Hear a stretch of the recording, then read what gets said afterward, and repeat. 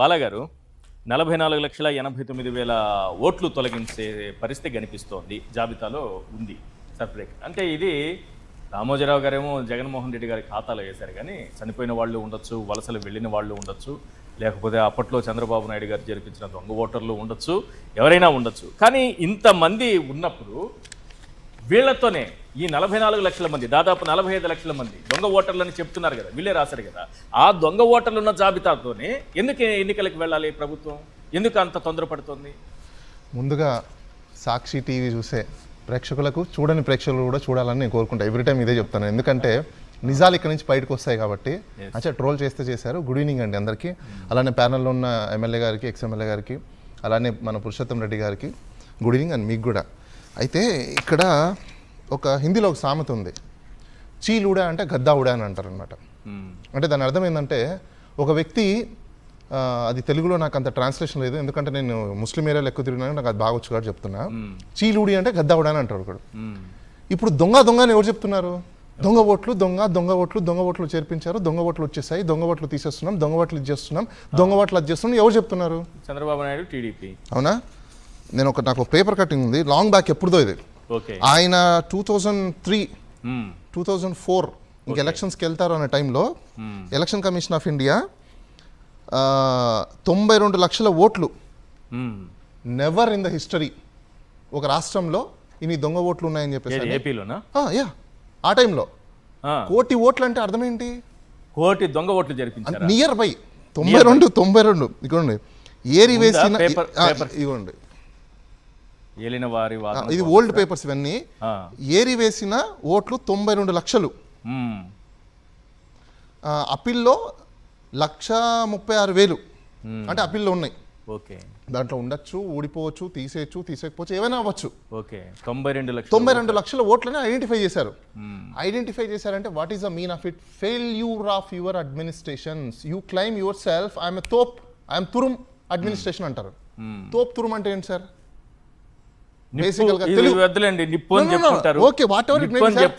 Administration లో నేను తోప్ తురుమ్ అంటే, నేను కూడా పబ్లిక్ అడ్మినిస్ట్రేషన్, ఈ గవర్నెన్స్ చేశా ఎంఏలో. చంద్రబాబు నాయుడు గారు అంటే దాని అర్థం ఏంటి నాకు తెలియదు. అది అడ్మినిస్ట్రేషన్ ఆయన తోపు తురుమ్ అని చెప్పేసి అందరూ అంటారు. ఎమ్మెల్యే సాబ్ కూడా ఇక్కడే ఉన్నారు కాబట్టి ఆయన ఎక్స్పీరియన్స్ 40 ఏళ్ళ ఇండస్ట్రీ, నాకు అంత ఏజ్ కూడా లేదు.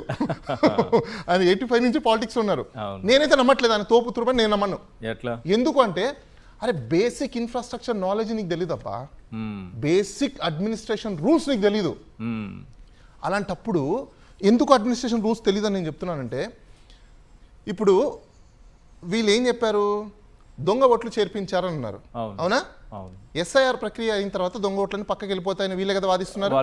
Very good, I welcome, and AP state political parties are welcome, people also welcome కదా. ఇప్పుడు మీ ఎలక్షన్స్ మీరు దేని ప్రకారం వెళ్ళాలనుకుంటున్నారు? అంటే సర్ప్రక్రియ పూర్తి అయితే దొంగ ఓట్లన్నీ వెళ్ళిపోతే బ్యాక్ ఓట్స్ ని వెళ్ళాలనుకుంటున్నారు, అంతేనా? అవును, అంతే కదా. పాత జాబితా వెళ్ళాలనుకుంటున్నారా? అవును, వెళ్ళాలనుకుంటున్నారా? లేదా ఇప్పుడు ఏమైనా మార్చుకుంటారో నాకు తెలీదు. ఒకవేళ ప్రస్తుతానికి అనుకుందాం, వాళ్ళు ఇచ్చిన ప్రెస్ నోట్స్ ప్రకారము, అసెంబ్లీలో మాట్లాడే పద్ధతి ప్రకారము, లేకపోతే బయట ఇచ్చే వాళ్ళ మీడియా వాళ్ళు ఇచ్చే ప్రకారం చూసుకుంటే, ఎగ్జిస్టింగ్ ఓట్ల మీదనే మీరు ఫైనల్ ఓటర్ లిస్ట్ అయితే ఇవ్వాలి. అది దేని బేసిస్ మీద ఇస్తారు? Question number 1. లేదు, అది ఎస్ఐఆర్ పూర్తి అవ్వకుండా ఒకవేళ వెళ్ళాలనుకోండి అంటే దాని అర్థం ఏంటి? ఈ 44 లక్షల ఓట్లు ఫేక్ ఓట్స్తో మీరు వెళ్ళాలని డిసైడ్ అయినట్టే కదా. ఇప్పుడు డిసైడ్ అయినప్పుడు ఈ ఫేక్ ఓట్ల ద్వారా బెనిఫిట్ ఎవరు పొందాలనుకుంటున్నారు నా క్వశ్చన్. అంటే ఆల్రెడీ ఎక్స్పీరియన్స్ ఉన్న వాళ్ళు, ఇప్పుడు ఎప్పుడైనా సార్, ఇప్పుడు పోలీస్ వాళ్ళు ఒక ఎఫ్ఐఆర్ కట్టారనుకోండి, 2-3 ఎఫ్ఐఆర్లు అయిపోతే పీడీ యాక్ట్ ఓపెన్ చేస్తారు.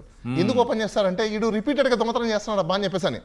ఎవరికి దొంగతనం చేసే అవకాశం ఎక్కువ ఉంటుంది, ఎవరికి ఎక్స్పీరియన్స్ ఉంటుంది, ఆల్రెడీ చేసిన వాడికి. అంతే కదా. ఇప్పుడు ఈయనకు ఆల్రెడీ ఎప్పట్లోనో ఈయనకు ఆల్రెడీ దొంగ ఓట్లు ఉన్నాయని ఆయన హయాంలో ఎలక్షన్ కమిషన్ తేల్చినప్పుడు కుప్పం ఇందుకు ప్రత్యేక స్థానం ఉందంటే అప్పుడు, అవును, కుప్పంలో 43,000 బోగస్ ఓట్లు. అంటే ఇప్పుడు ఎవరు నియోజకవర్గము? చంద్రబాబు నాయుడు గారు. అంటే టు బి హానెస్ట్, ఎమ్మెల్యే గారు కూడా ఉన్నారు కాబట్టి నా ఎక్స్పీరియన్స్ నేను చెప్తాను, ఎందుకంటే నేను పొలిటికల్ కన్సల్టెంట్. దాదాపు 20,000కు పైగా ఓట్లను అప్పుడు బన్వర్లాల్ తొలగించారు. బన్వర్లాల్నే కదా చంద్రబాబు నాయుడు గారు వెళ్ళి బెదిరించి కూర్చొని చాలా మాట్లాడారు. పాప ఆయనకు రిటైర్మెంట్ అయిన తర్వాత కొన్ని డిఫికల్టీస్ కూడా వచ్చాయి కదా, అది కూడా తెలుసు. నేను కూడా అంత ఫోన్ లో కూడా మాట్లాడినా, ఏం సార్ పరిస్థితి అంటే, this is my our country, what could I do అని చెప్పేసి నేను అన్నాడు పాపం. ఎందుకంటే నేను కూడా 2011 సివిల్స్ రాశాను, ప్రిలిమ్స్ వరకు వెళ్ళాను, సిన్సియర్ ఆఫీసర్లు కూడా ఉన్నారు కదా, నిమ్మగడ్డ Always రమేష్, ఉన్నారండి. ముఖేష్ కుమార్ మీనా, ఇటువంటి సిన్సియర్ ఆఫీసర్లు, ప్రజాస్వామికవాదులు, దేశం కోసం పోరాడే దేశభక్తులు, ప్రజాస్వామ్యాన్ని నిలబెట్టే వీరులు, వీళ్ళలాగా ఆయన పాపం బనవర్లాలు కూడా ప్రవర్తించారు. ఆయన కష్టాలు వచ్చాయి. సార్ మీరు ఏం మాట్లాడుతున్నారు సార్? నాకు వినిపించట్లేదు. ముఖేష్ కుమార్ నిన్న సిన్సియర్ ఏంటి నాకు అర్థం కాలేదు. ఇందాక ఆయన అంత చక్కగా చెప్తే 52 లక్షల ఓట్లు వచ్చాయి. కాదండి, ఆయన అంత చక్కగా చెప్పారు, మీరేమో ముఖేష్ కుమార్ మీనన్ను చాలా సిన్సియర్ ఆఫీసర్ అంటున్నారు. నాకు అర్థం కావట్లేదు, షాక్ అయిపోతున్నాను నేను. ఆయన క్లియర్గా చెప్పాడు 45 days ఇస్ లిమిటేషన్ ఉంది, లిమిటేషన్ అయిపోక ముందని ఆయన డిస్ట్రాయ్ చేస్తున్నారంటే ఆయన ఇంటెన్షన్ ఏంటి? మాలఫైడ్ ఇంటెన్షన్ గుడ్ ఫెయిత్ నువ్వు చేయనప్పుడు ఐపీసీ ప్రకారం నువ్వు క్రిమినల్ మీద కేసు అయిందా ఇప్పుడు దాకా? ఆయన ఎంచక్క రెవెన్యూ డిపార్ట్మెంట్లో దేంట్లోనే ప్రిన్సిపల్ సెక్రటరీగా పనిచేస్తున్నాడు. అవును, మరి ఎట్లా? నాకు అర్థం కదా. 45 days లోపల నువ్వు డిస్ట్రాయ్ చేసే పవర్ నీకుందా? Question number 1. You don't have. Then how your order? How given circular? How given memo? How you choose notification? ఇప్పటి వరకు న్యాయం జరగలేదు, సమాధానం రాలేదు. నేను అదే అంటున్నాను సార్. మరి మీరు ఏమంటున్నారు? ఆయన చాలా ఉన్నతమైన ఆఫీసర్, ఆయన చాలా హానెస్ట్ ఆఫీసర్ అంటున్నారు. ఎట్లా అంటున్నారు? ఆ పదవి ఎవరు కదా అనుకున్నాను నేను.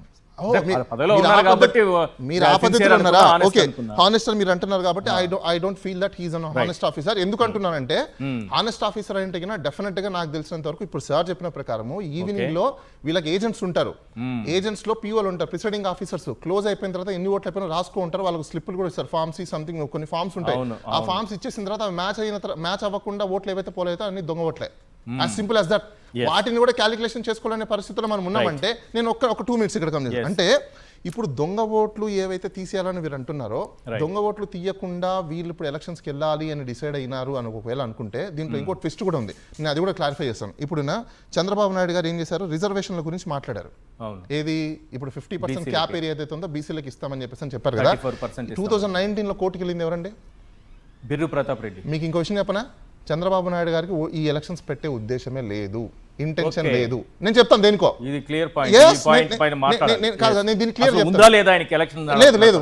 నేను దానికి కూడా ఆయన కాండక్ట్ గురించి కూడా చెప్తా. ఏం కాండక్ట్ అంటే ఎలక్షన్స్ పెట్టకూడదని ఆయన ఇంటెన్షన్ ఆఫ్ కాండక్ట్ ప్రీవియస్ కూడా ఎలా ఉంది.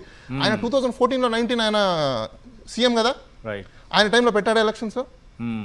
పెట్టారా? ఎందుకు పెట్టలేదు? కోర్టు కేసులు ఉన్నాయని చెప్పేసి, ఇవి ఉన్నాయి అవి ఉన్నాయని చెప్పేసి ఆయన పెట్టాలా? అవునా? ఇప్పుడు కూడా ఆయన ఎలక్షన్స్ పెట్టాడు. ఎందుకో తెలుసా? ఇప్పుడు ఆయనకు తెలిసి కూడా 2019లో ఆల్రెడీ జడ్జ్మెంట్ ఉందని తెలిసి కూడా, సుప్రీంకోర్టు దాన్ని అపోహోల్డ్ చేసిందని తెలిసి కూడా, అయినా కూడా మళ్ళీ ఆల్రెడీ కేసు పెండింగ్ ఉంది ఒకటి. నా కలీగ్ తాండవ యోగేష్ అని చెప్పేసి నాకు పిఎల్ వేస్తున్నాడు. అందులో దాని గురించి కూడా మాట్లాడితే కోర్టులో వాళ్ళు వాదించిన ఇక్కడ చాలా ఇంట్రెస్టింగ్ పాయింట్. అంటే మీరు బ్రేక్ తీసుకుంటారా? ఇంట్రెస్టింగ్ పాయింట్ ఏంటో తెలుసా? ఈ వీళ్ళ తరపున కౌన్సిల్ ఏమంటారో తెలుసా? అసలు ఎక్సీడర్ ఆఫ్ 50% అనేది అవసరం లేదు, స్టేట్లు కావాలంటే ఇచ్చుకోవచ్చు అని వీళ్ళే చెప్తారు. అంటే వీళ్ళు ఏమంటున్నారు? చీలుడి గద్దావుడు అంటే ఒక ఆయన చీలుడి అంటాడు, ఇంకో ఆయన గద్దావుడు అంటాడు. అంటే వీళ్ళు ఒకసారి వద్దు అని వీళ్ళే అంటారు 2019లో. ఇప్పుడేమో స్టేట్ అంటే ఇచ్చుకోవచ్చు అంట, వాళ్ళే అంటారు. ఓకే, ఒకవేళ అదే ఇచ్చుకోవచ్చు అని అనుకున్నప్పుడు మరి వీరి ప్రీవియస్ జగన్మోహన్ రెడ్డి గారు ఇచ్చినప్పుడు ఆ టైంలో ఎందుకు వేశారు? అంటే మీ ఇంటెన్షన్, అంటే కోర్టుకు మీరు వెళ్ళిన ఇంటెన్షన్ ఇట్ ఇస్ కూడా తెలుసు చంద్రబాబు నాయుడు గారికి. ఇప్పటికీ తెలుసు జరగదు, ఈ ప్రక్రియ జరగదు. ఎగ్జాక్ట్లీ. అలాంటప్పుడు కోర్టులో ఖచ్చితంగా స్టేలు వస్తాయి. చంద్రబాబు నాయుడు